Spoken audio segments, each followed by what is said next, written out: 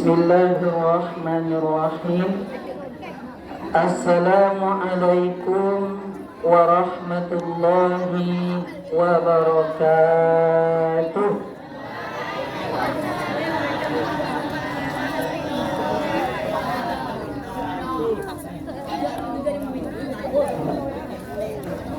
Alhamdulillah.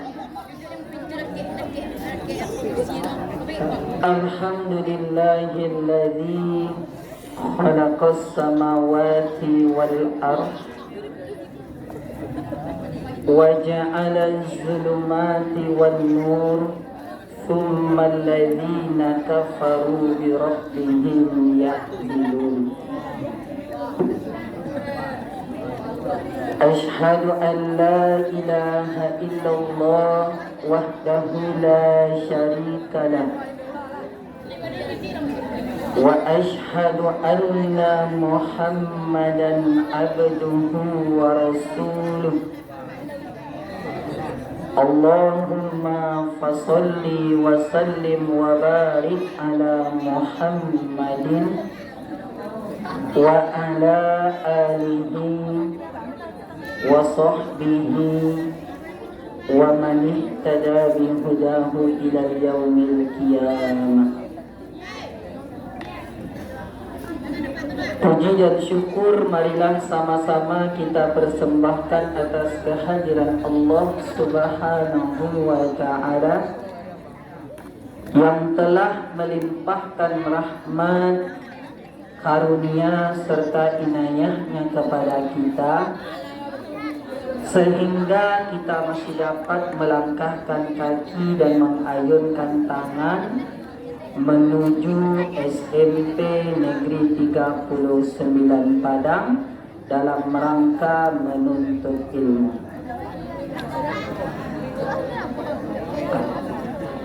Selawat beriringan salam tidak bosan-bosan kita doakan kepada Allah sehingga senantiasa dicurahkan buat Nabi besar kita, yakni Nabi Muhammad sallallahu alaihi wasallam. Allahumma salli ala Muhammad wa ala ali Muhammad. Yang sama-sama kita hormati Ibu Kepala Sekolah beserta Ibu Wakil Kepala Sekolah SMP Negeri 39 Padang. Yang sama-sama kita hormati Bapak-bapak dan Ibu-ibu Majelis Guru Staf Tata Usaha SMP Negeri 39 Padang, serta yang Bapak cintai dan Bapak banggakan, siswa-siswi kami harapan bangsa, harapan agama. Adapun judul tambahan pelajaran pada pagi hari ini, silakan dicatat judulnya 3 kelompok manusia di dalam memahami Al-Quran. 3 kelompok manusia di dalam memahami Al-Quran. Allah Subhanahu wa ta'ala berfirman di dalam Al-Quran surat Fatir, surat yang ke-35 ayat yang ke-32. Surat Fatir surat yang ke-35 ayat yang ke-32. A'udzu billahi minasy syaithanir rajim. Bismillahirrahmanirrahim.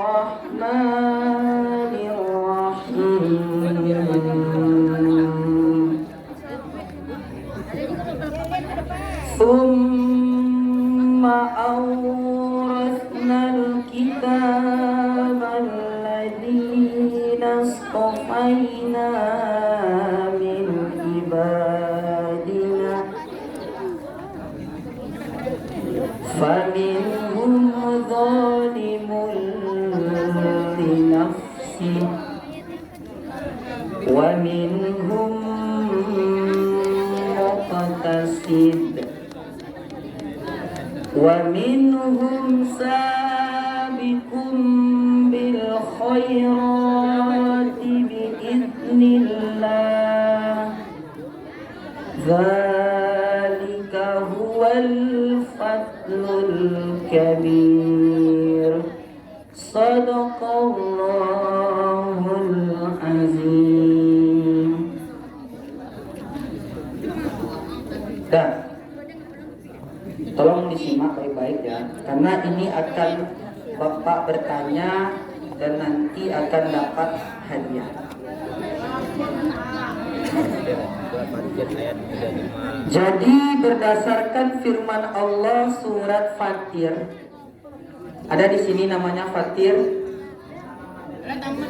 Nah, di dalam Al-Quran surat Fatir, surat yang ke-35 ayat yang ke-32, di dalam ayat tersebut ada 3 kelompok manusia di dalam memahami Al-Quran. Al-Quran adalah mukjizat terbesar yang diterima oleh Nabi Muhammad sallallahu alaihi wasallam. Jadi Al-Quran itu merupakan mukjizat yang paling besar yang diterima oleh Nabi Muhammad sallallahu alaihi wasallam. Yang pertama, kelompok manusia di dalam memahami Al-Quran itu adalah faminhum zalimun li nafsi, yaitunya orang-orang yang apabila diberikan Al-Quran kepadanya tetapi mereka masih berbuat zalim. Itu yang pertama. Orang-orang yang diberikan Al-Quran kepada mereka tetapi mereka masih berbuat zalim. Sekarang Bapak tanya, ada tak orang seperti itu? Banyak. Orang yang sudah diturunkan Al-Quran tetapi masih berbuat kezoliman. Apa itu zalim? Nah, dengarkan baik-baik. Zalim itu adalah orang-orang yang tidak peduli terhadap perintah Allah dan orang-orang yang suka berbuat maksiat. Apa itu zalim? Orang-orang yang tidak peduli terhadap perintah Allah dan orang-orang yang suka berbuat maksiat. Apa contoh? Contohnya adalah masalah sholat. Sholat itu kan kewajiban bagi kita, betul?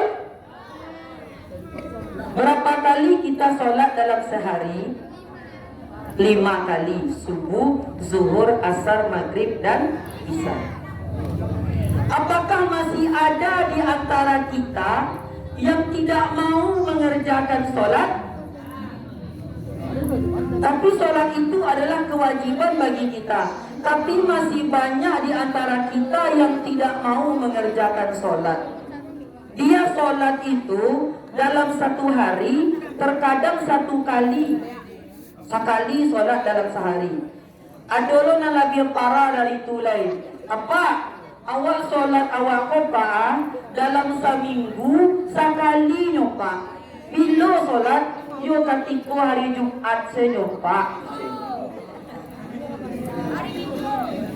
Adolo na lebih parah dari itu lain. Apa? Awak sholat pak dalam setahun tuh pak 2 kali nyo pak. Bila nyo sholat ketika hari raya Idul Fitri cie, ketika hari raya Idul Adha cie. 2 kali nyo sholat dalam setahun. Adolo na lebih parah dari itu lain. Siapa? Apa? Awak pak sholat tu tunggu orang menyolatkan lagi pak kecil. Itulah parah mana tu. Tunggu orang yang menyolatkan nyoleh. Artinya apa? Lah matinya, lah meninggalnya di dunia, barunya disolatkan.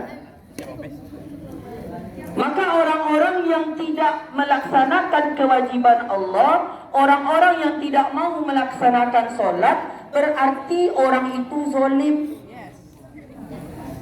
Jadi kalau tidak sholat, kita itu zalim. Kemudian orang-orang yang zalim itu adalah orang-orang yang suka melakukan kemaksiatan. Ingat ya, Allah indah sholat, nyolakukan lo kemaksiatan. Itulah parah itu. Itu kezoliman itu. Apa contoh kemaksiatan yang dilakukannya? Contohnya adalah misal awak mengambil hak yang bukan milik kita. Awak mencuri. Padahal ada contohnya seperti buah-buahan. Buah-buahan itu seperti mangga, apel dan lain sebagainya. Itu kan bukan hak kita. Lalu kita ambil buah-buahan tersebut, kita makan buah-buahan tersebut. Nah, itu disebut juga dengan kezoliman. Atau contoh yang lain, awak balanjo 5.000. 5.000 awak balanjo, awak ambil gale orang 10.000. Itu artinya zolim. Awak balanjo 1.000, ambil gale orang 3.000. Itu juga zolim. Nah, jadi nak, yang pertama, kelompok manusia di dalam memahami Al-Quran adalah orang-orang yang diberikan Al-Quran kepadanya tetapi tetap berbuat kezoliman. Astagfirullah. Kemudian yang kedua ada namanya kelompok wa minhum muqtasid. Cepat. Kelompok yang kedua wa minhum muqtasid. Apa itu wa minhum muqtasid? Wa minhum muqtasid itu adalah kelompok pertengahan. Kelompok pertengahan itu adalah kelompok-kelompok seimbang.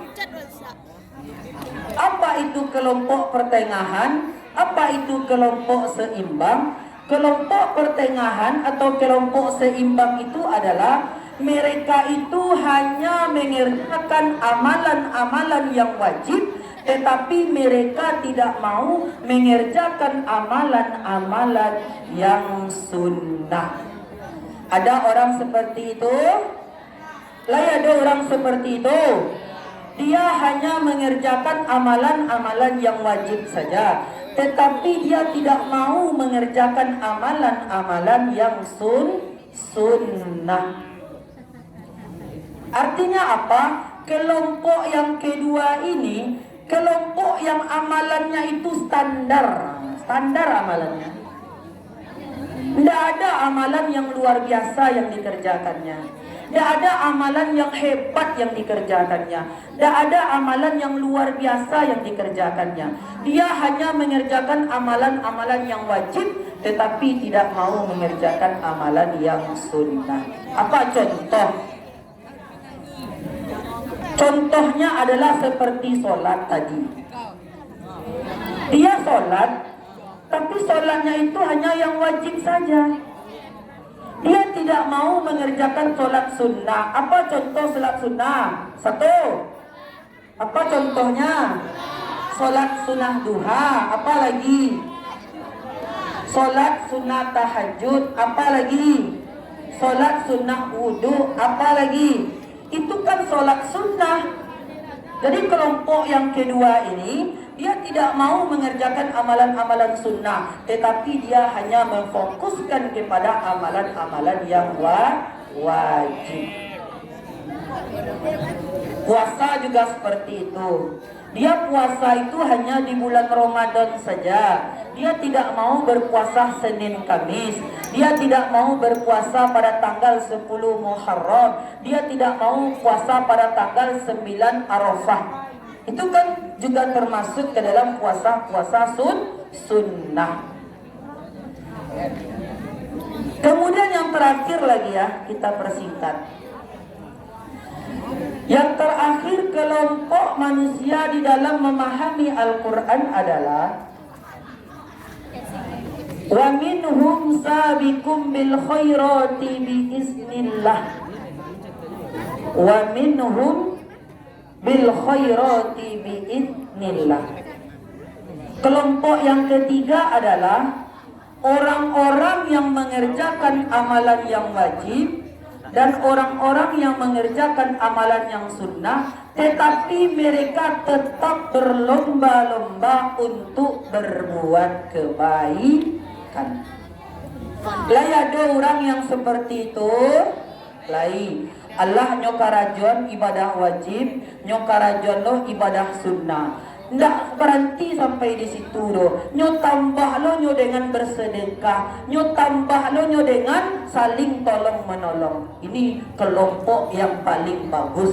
Ini kelompok yang paling hebat, dan inilah kelompok yang paling tinggi.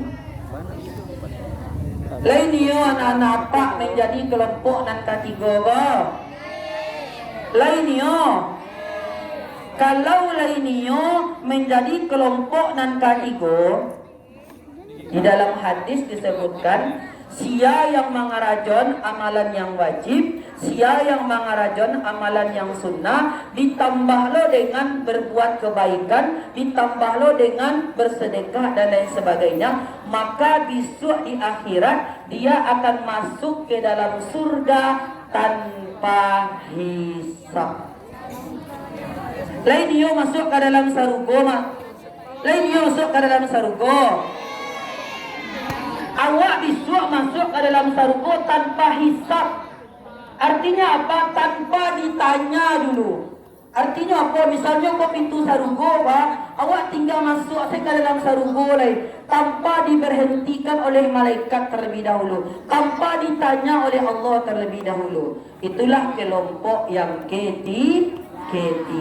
Mudah-mudahan kita semua bisa menjadi kelompok-kelompok yang terbaik. Wa minhum sabiqun bil khairati biiznillah, yaitunya kelompok-kelompok yang senantiasa berbuat amalan wajib dan mengerjakan amalan sunnah dan diiringi dengan berbuat kebaikan. Dah, sekarang kita masuk kepada